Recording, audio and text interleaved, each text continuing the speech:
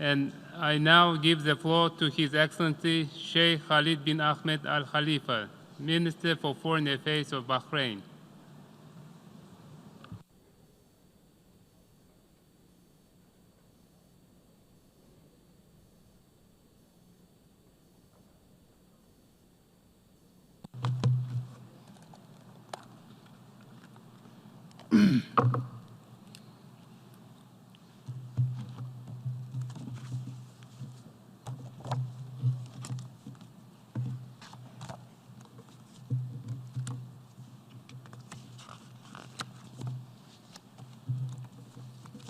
Bismillah ar-Rahman ar-Rahim. In the name of God, the Compassionate, the Merciful, Your Excellency Tijani Mohammed Bandi, President of the 74th Session of the General Assembly. It gives me pleasure at the outset to congratulate you and your country, the Federal Republic of Nigeria, on your well-deserved election to the presidency of the General Assembly. I reiterate my country's support to you and our full confidence in your able leadership of the Assembly towards its ultimate goals. I would also like to express my gratitude to your predecessor, Her Excellency Maria Fernanda Espinosa, for the great efforts she made during her presidency of the last session. Equally, my deepest gratitude goes to His Excellency Mr. Antonio Guterres, the Secretary General of the United Nations, for his tangible efforts to solidify the foundations of security and stability and to attain the noble objectives of this organization in all fields of its competence. In this respect, I commend the multiple and important initiatives launched by the Secretary General, notably the Plan of Action to Combat Violence Based on Religion or Belief, the Strategy and Plan of Action on Combating Hate Speech and Protection of Sacred Sites all over the world. Mr. President, under the leadership of His Majesty King Hamad bin Isa Al-Khalifa, King of the Kingdom of Bahrain, and with the backing of the Prime Minister, His Royal Highness Prince Khalifa bin Salman Al-Khalifa, and His Royal Highness Prince Salman bin Hamad Al-Khalifa, Crown Prince, Deputy Supreme Commander, and First Deputy Prime Minister, the successive accomplishments of the robust and growing partnership between the Kingdom of Bahrain and the United Nations and its specialized agencies are illustrated by the initiatives and steps taken by the Kingdom towards the attainment of the SDGs, notably the signing of the Framework Agreement of Partnership between the Kingdom of Bahrain and UN agencies, which is the first of its kind in the region. Also, Bahrain has maintained its position in the high human development category of countries, as reflected in the 2018 UN Human Development Report. The World Health Organization's award of the Global Leader in Healthcare honor to His Royal Highness Prince Khalifa bin Salman Al-Khalifa in May was the first ever such award in the history of the organization. It confirms the high esteem in which His Highness is held and shows the international appreciation for the role played by the Kingdom in the pursuit of the organization's objectives. Equally, we are immensely pleased that the General Assembly adopted Resolution 73/329 following the initiative of His Royal Highness the Prime Minister declaring the 5th of April an International Day of Conscience. The successive achievements of Bahraini women throughout the decades are a cause of pride and satisfaction. The latest of these achievements was the election of Her Excellency Mrs. Fouzia Zainal as the first woman Speaker of Parliament in the history of the Kingdom of Bahrain. During legislative elections, which saw a level of participation of 67%, this is but one of the fruits of the reform approach of His Majesty the King that testifies to the strength of the democratic experience, the sturdiness of the popular will, the level of community awareness, and the keen interest in civic duty. These achievements are coupled with a marked emphasis on education. A few weeks ago, as my country celebrated the centennial of our formal education system, we joined the ranks of high-performance countries in the achievement of the Millennium Goals, according to UNESCO's reports entitled Education for All. In pursuing its development endeavors, the Kingdom of Bahrain is committed to enhancing the rights and freedoms as reflected in our ability to maintain our advanced position in the field of combating human trafficking. The Kingdom occupies a Tier 1 position among the most successful countries in this domain, according to the report of the State Department of the United States, thus becoming the first country in the Middle East to attain this status. Similarly, my country was elected for the third time to the membership of the Human Rights Council for the period 2019-2021. Mr. President, two main objectives top the international community's priority list in our discussions today, namely, securing peace and eliminating terrorism. These are the two major concerns at this juncture. It is now certain beyond any doubt that whatever happens in any part of the world affects all of us, as evidenced by the crises in many countries, such as the Syrian Arab Republic, the Republic of Yemen, and Libya. The instability affecting these countries has debilitated or caused the collapse of their state institutions. The instability has aggravated the problem of migrants and refugees and provided fertile ground conducive to the emergence of terrorist groups, whether supported by states or other groups, threatening the security of these countries and that of their neighbors.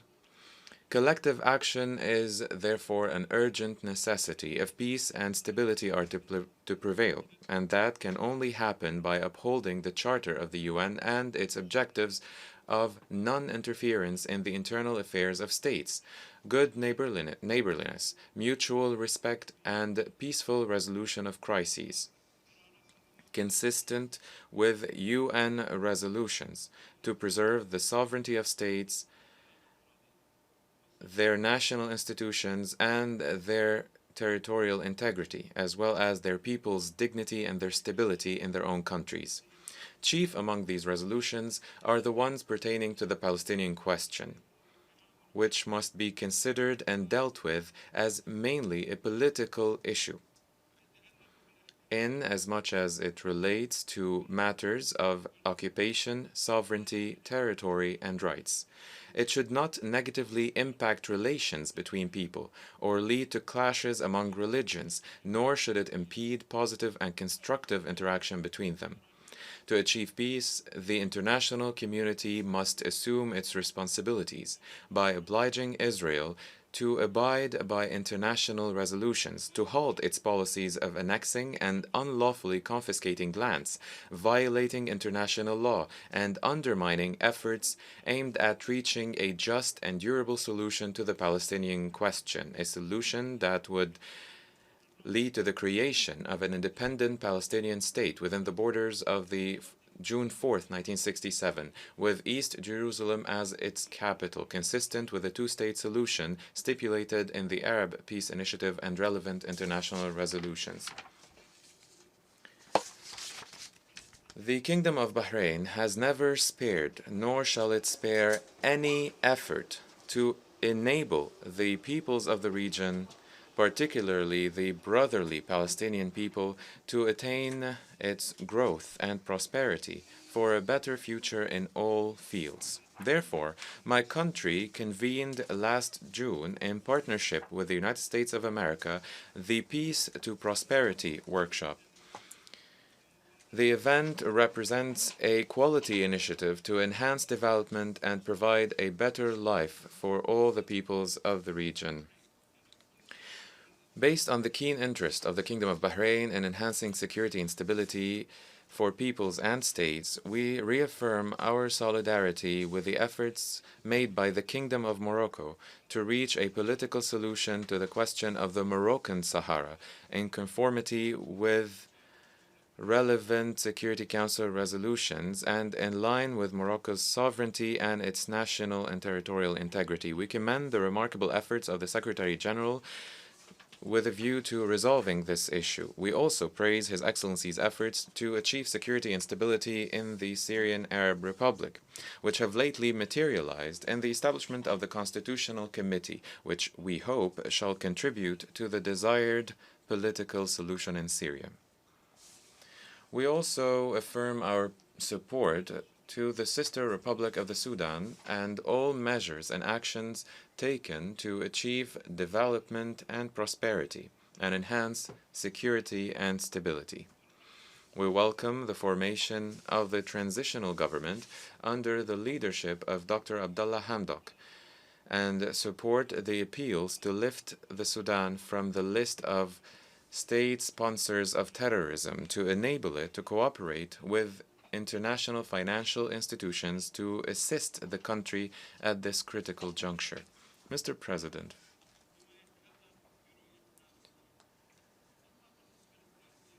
I come now to the other challenge, which I want to emphasize, namely terrorism. As you are all aware, this threat has now taken unprecedented forms in the history of states, dragging our world into a very difficult phase of instability. A case in point is the terrorism perpetrated by Iran for decades.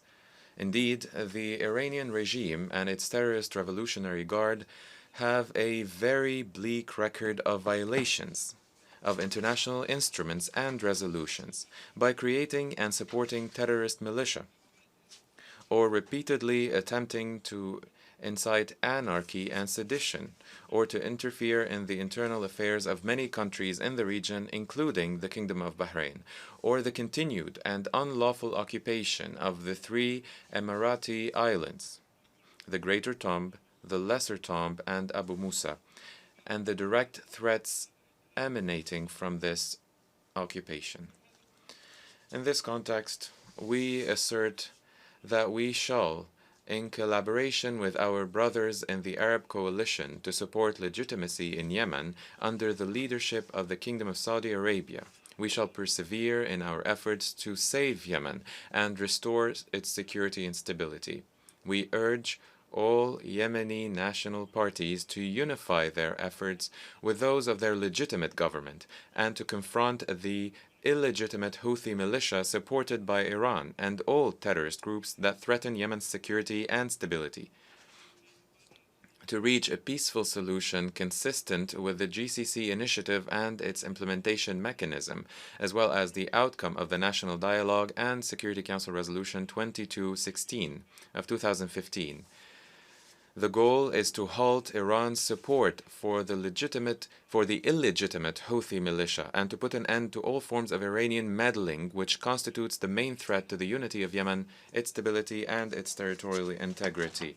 We note the efforts of the Iraqi government to confront the criminal armed factions endorsed by the Iranian regime and which represent a real danger, not only for Iraq, but also for the foreign diplomatic missions on its soil and neighboring countries, thus transforming Iraq into a terrorist launching pad.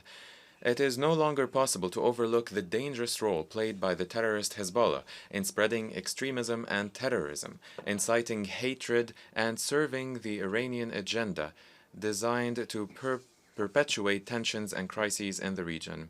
We underscore the need to deter this terrorist party and to eliminate its danger from our region. Therefore, the support by the Iranian terrorist regime of transnational terrorism created a network of terrorist organizations and extremist militia based in numerous areas around the world, such as Syria, Yemen, North Africa, the Sahel and Sahara countries, South America, and others. This compels us to step up our efforts and enhance collective cooperation to eliminate them once and for all. In this context, we once again applaud the firm approach adopted by our friends, the United States of America, to counteract Iran's terrorism and its proxies in the region. By exerting maximum pressure and imposing severe sanctions, we renew our support for this method aimed at drying up the sources of terrorism and putting an end to the destructive policies of the vile Iranian regime. Mr. President, international energy supplies and maritime navigation in the Arabian Gulf, the Hormuz Strait, and the region as a whole face grave dangers due to the delinquent behavior of the Iranian regime, as it repeatedly targets commercial vessels in this region. For 35 years, GCC countries have been attempting to call the attention of the international community to this threat. We appealed to the Security Council, which adopted Resolution 552 of 1984 on Iranian aggression against commercial vessels in the Arabian Gulf. However, Iranian terrorism continues unabated to this day. In a more dangerous manner, representing a great threat to this region, which has a strategic importance for international peace and security and for the stability of global economy.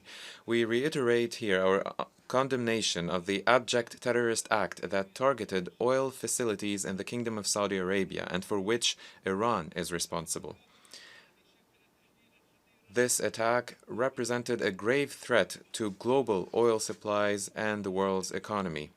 We reaffirm our unwavering and total support to the Kingdom of Saudi Arabia, which represents the main pillar of stability in the region, in all its actions to preserve its security and stability.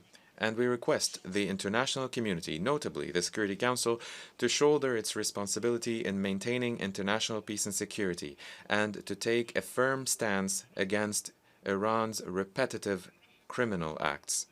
We welcome the joint communiqué issued by the United Kingdom, the French Republic, and the Federal Republic of Germany, placing the responsibility for this attack on Iran and reflecting the need to review the agreement concerning the Iranian nuclear program because it does not serve the purposes of peace and security in the region. Mr. President, consistent with its responsibilities towards the region and the world at large, and in line with our historic role and commitment towards joint action with our international partners to address international and regional challenges, combat terrorism and piracy in the Arabian Gulf, Bahrain joined the international maritime security construct at this critical period to safeguard the most important international maritime lanes, which are vital for commerce and energy.